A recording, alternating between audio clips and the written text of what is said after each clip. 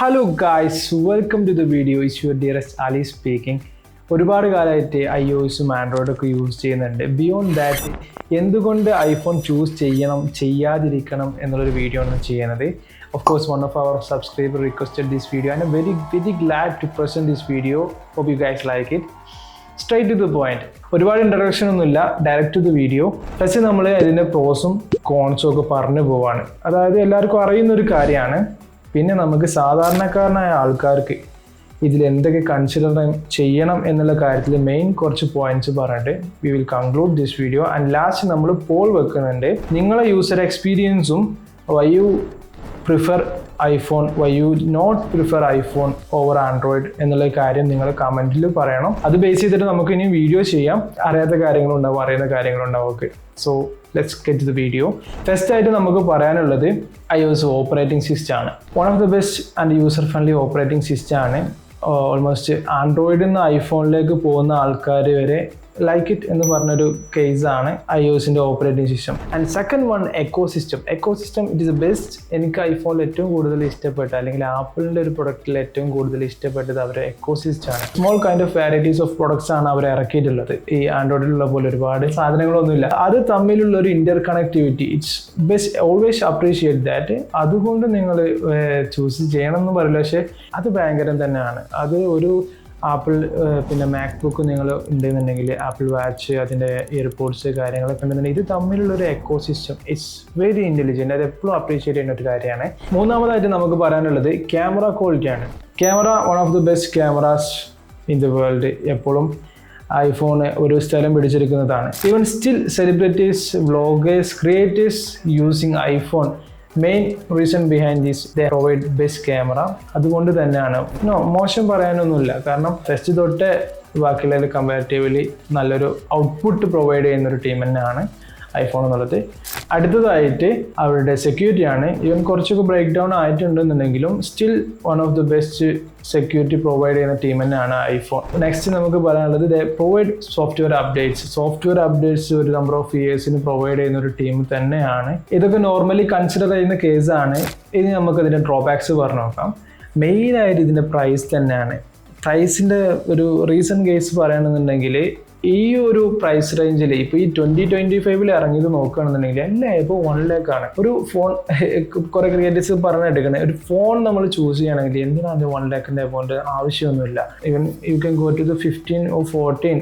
എന്നാലും അത് കുറച്ച് റീസെയിൽ വാല്യൂ ഉണ്ട്. ഓഫ് കോഴ്സ് റീസെയിൽ വാല്യൂ ഉണ്ട്. എന്നാലും 1 lakh എബോവ് എന്നൊക്കെ പറയുമ്പോൾ ഇച്ചിരി ഓവർ അല്ലേ എന്നുള്ളൊരു തോന്നൽ.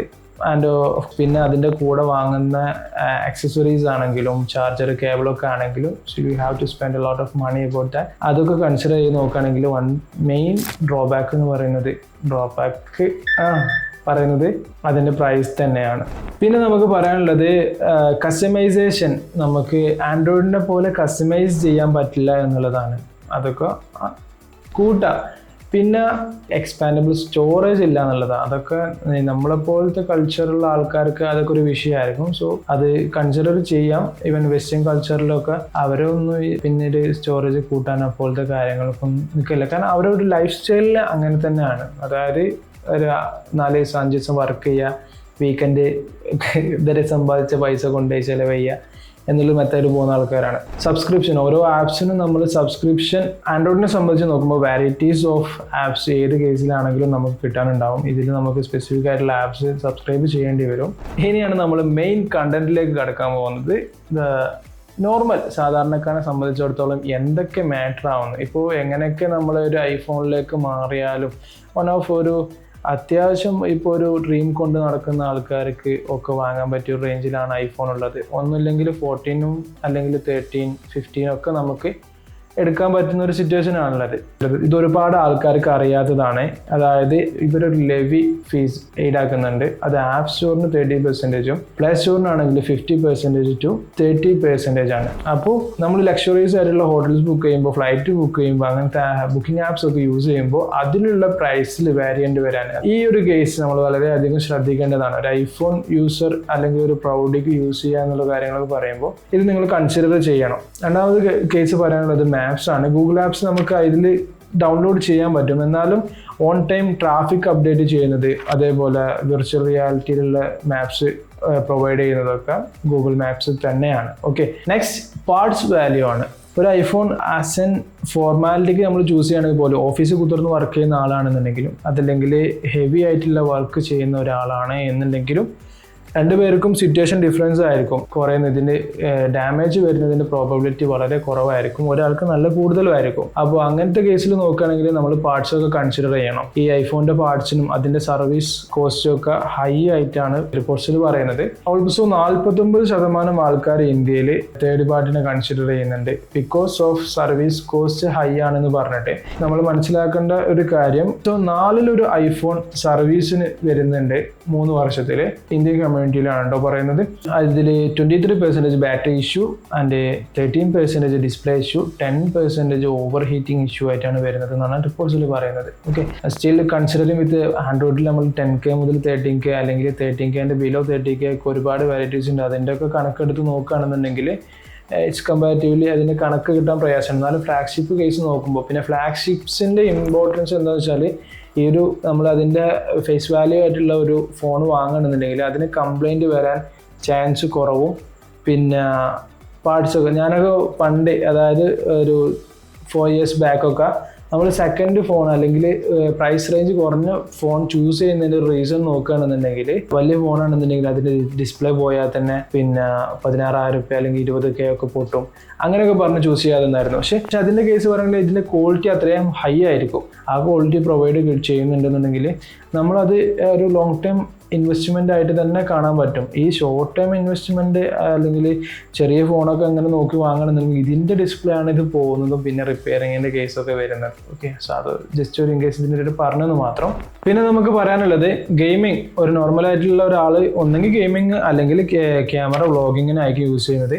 അതല്ല എന്നുണ്ടെങ്കിൽ നോർമലായിട്ട് ഫോൺ വിളിക്കാൻ ജസ്റ്റ് ഒരു ഫോണിൻ്റെ യൂസിനായിരിക്കും. ഇതിൽ ഗെയിമിങ്ങിൻ്റെ കേസ് പറയുകയാണെന്നുണ്ടെങ്കിൽ ഇപ്പോഴും പ്രോ ഗെയിമേഴ്സ് ചൂസ് ചെയ്യുന്നത് 1% ഐഫോൺ തന്നെയാണ്. It's A main important thing അതിൻ്റെ ടച്ച് റെസ്പോൺസ് ആണ്. Touch response even refresh rate ഒക്കെ കുറവാണ് എന്നുണ്ടെങ്കിൽ പോലും ടച്ച് റെസ്പോൺസ് ഭയങ്കര നല്ലതാണെന്നാണ് യൂസേഴ്സ് പറയുന്നത്. iOS നല്ലൊരു മേക്ക് ഓവർ തന്നെയാണ് അതിൽ നടത്തുന്നത്.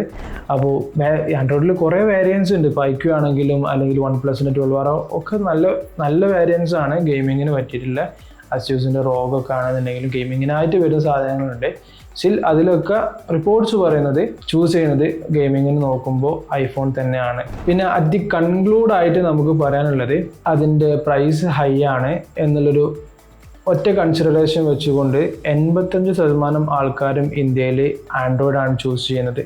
വിച്ച് മീൻസ് നിങ്ങളൊരു ഐഫോൺ നിങ്ങളുടെ അടുത്ത് ഉണ്ടെന്നുണ്ടെങ്കിൽ you get A special response for that from the community. അങ്ങനെയൊക്കെ ചൂസ് ചെയ്യുകയാണെന്നുണ്ടെങ്കിൽ നിങ്ങൾക്ക് ഐഫോൺ എടുക്കാം. പക്ഷേ ഒരിക്കലും ഇത് നിങ്ങൾക്കൊരു ലേബിലിറ്റി ആയിട്ട് നിങ്ങൾക്ക് വരുന്നൊരു സംഭവം ഉണ്ടാവരുത്. ഓവറോൾ എന്ത് കൺസിഡർ ചെയ്യുകയാണെന്നുണ്ടെങ്കിലും ഇപ്പോൾ വലിയ റൈറ്റേഴ്സൊക്കെ പറയുന്ന ഒരു കാര്യമുണ്ട്. അതായത് നിങ്ങളൊരു സാധനം വാങ്ങാൻ ഉദ്ദേശിക്കുന്നുണ്ടെന്നുണ്ടെങ്കിൽ അതിൻ്റെ 3 ഇരട്ടി സാധനം അല്ലെങ്കിൽ ഒരു സാധനത്തിന് 3 സാധനം നിങ്ങൾക്ക് വാങ്ങാനുള്ള ക്യാപ്പബിലിറ്റി നിങ്ങൾക്ക് ഉണ്ടെന്നുണ്ടെങ്കിൽ ആ സാധനം നിങ്ങൾ തൊടാൻ പാടുള്ളൂ. വിച്ച് മീൻസ് ഒരു ഐഫോൺ ഡ്രീമൊക്കെ വെച്ച് നടക്കുന്ന ഒരാൾ അത് അവോയ്ഡ് ചെയ്യണം എന്നല്ല കേട്ടോ പറയുന്നത്.